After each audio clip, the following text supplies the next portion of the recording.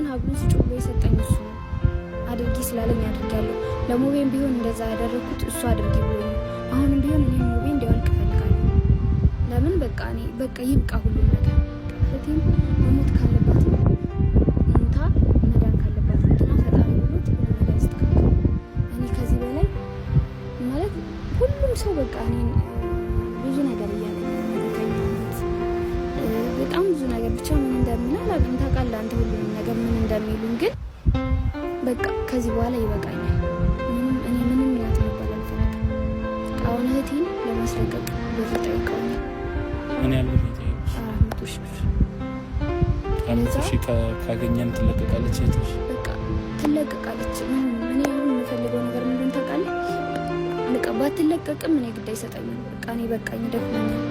እኔ ለእህቴ ለቤተሰቦቼ የከፈልኩት ዋጋ ነበረ ይሄ። ግን እኔ አልቻልኩም። ከዚህ በላይ እኔ ምንም ማድረግ አልችልም። ማለት ከዚህ በላይ እኔ ውብዬም ስትሰቃይ ማየትም አልፈልግም። አንተም ቢሆን ከዚህ በላይ ማለት ያን የመሰለ ትዳር ትተህ ውጭ ላይ እንደዚህ መሆን የለብን። በቃ አስፈላጊ አይደለም። ይሄ ሁሉም ነገር አስፈላጊ አይደለም እና ሙቤን በቃ ማውለቅ አለበት። ሙቤን ማናገርም ያወልቃል። እኔም ማለት ምን እንደምለው አላውቅም። ብቻ ለእህቴ ብዬ የሆነ የከፈልኩት ዋጋ አለኝ። ግን ከዚህ በላይ እኔ መክፈል አልችልም። በቃ ማለት ሰዎቹ እናንተ ወደ ትዳራችሁ አንተ ወደ ትዳር በተመለስክ ቁጥር እኔን በጣም እያሰቃዩ ነው። እህትሽ እንደዚህ ልናረጋት ነው ከማለት አልፎ እኔ ተደብድቤ ሁሉ አውቃለሁ። ይሄን ግን ለማንም ተናግሬ አላውቅም። ለእናንተም አልነገርኳችሁ።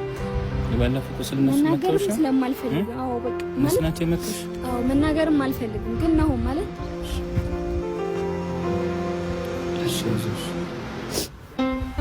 ማለት አሁን እኔ እንደዚህ ሳወራ ምናምን ስልሽ በህግ እነሱን ማሳሰር እኮ እንችላለን ስልሽ የሆነ ፊታቸውን የአንድም ሰው ፊት አላየሽም? ፊታቸውን እንደዚህ አሁን አንቺን የሚያስፈራሩ ምን ያላቃቸው? ቆይ እኔ ከኔ ትዳር ምንድነው የምትፈልጉት? እሷን የምታስፈራሩ እህቷን ያገታቸው ከኔ ትዳር ምንድነው የምትፈልጉ? ምንድነው ፍላጎታችሁ? እኔ ቆይ እኔ ግራ ነው የገባኝ።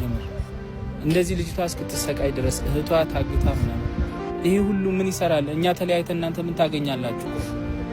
ለምንድን ነው እንደዚህ የምትከታተሉኝ? ባለፈው ስልኬን አሰረቃችሁ። አዲስ 60 ፕሮ ማክስ ስልኬን አሰረቃችሁ። ምንድነው አላማችሁ? ምንድነው? ቆይ ምንድነው ከናሂ የምትፈልጉት ነገር ምንድነው? እኔ እንድለያይ ነው ከትዳሬ?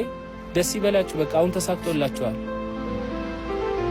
ተሳክቶላችኋል። እኔ ለሰው ህይወት ብዬ ትዳሬ ተበትኗል። ምንም ማድረግ አልችልም። አሁን ወደ ኋላ መመለስም አልችልም። በቃ ተስፋም የለውም ትዳሬ። ግን ደግሞ እቺ ልጅ እንድትጎዳ አልፈልግም ከዚህ በኋላ።